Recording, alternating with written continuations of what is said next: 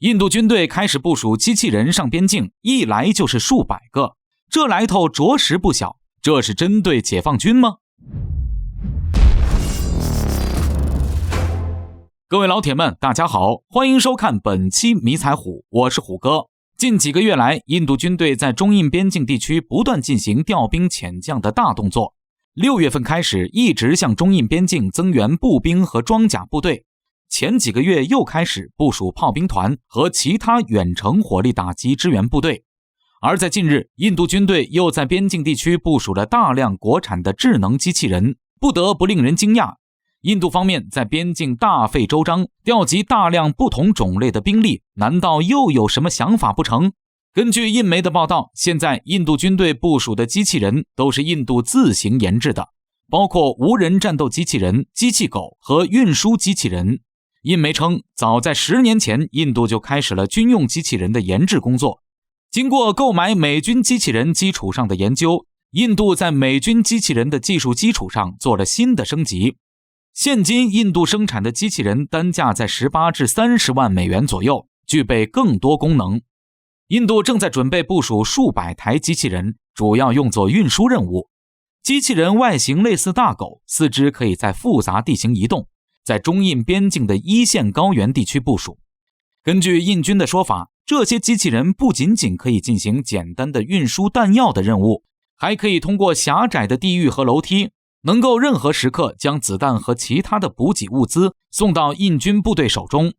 当然也不是说只订购运输机器人，印度军方的意思是将这些机器人打造出一个家族，能够战斗，能够运输，而且还得额外具有侦察、巡逻的任务能力。目前这数百台机器人就是印度军方的试水之作，同时部署中印、印巴边境，这些机器人将同时面对印度的2个敌人。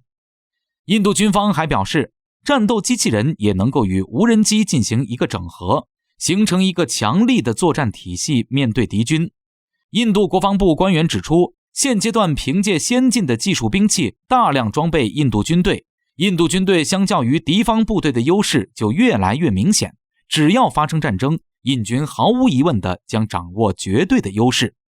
但是这话刚说完就被打脸了。印度军队发生了一起严重的机器人损毁事故，原因是在一线地区的印军士兵在演习中操纵无人重型战车使用不当，直接从其他的机器人身上碾了过去，不仅仅撞毁了10几个价值18万美元的机器人，自己操纵的无人装甲战车也因为失去控制而翻车损毁。此次事故给印度军队凭空造成了数百万美元的损失。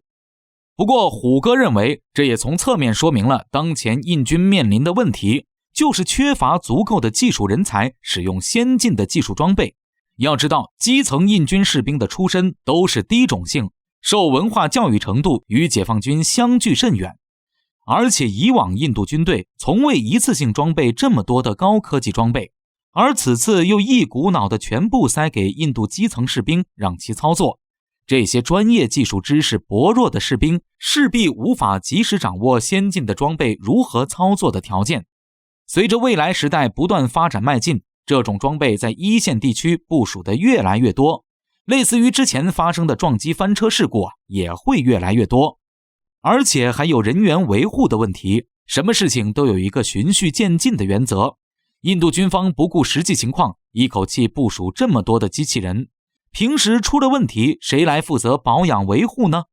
要知道，中美俄的军用机器人都是一步一个脚印发展出来的，中间积累了大量的使用和维护经验，即便是这样，也不敢大量的往一个地域立刻部署数百个军用机器人，前期肯定要进行长时间的测试、论证等试验任务。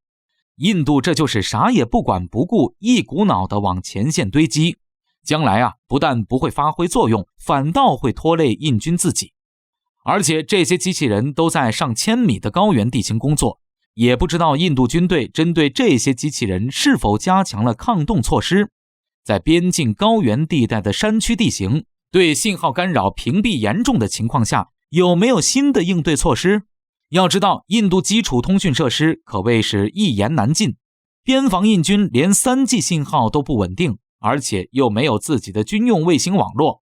因此，如果一旦开战，说真的，这些机器人可能不会成为印度军队的战力倍增器，反倒可能成为友军杀手。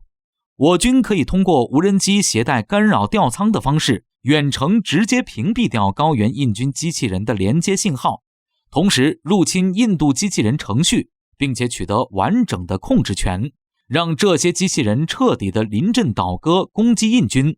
印度军队苦心经营的无人大军将在一瞬间成为自己的敌人。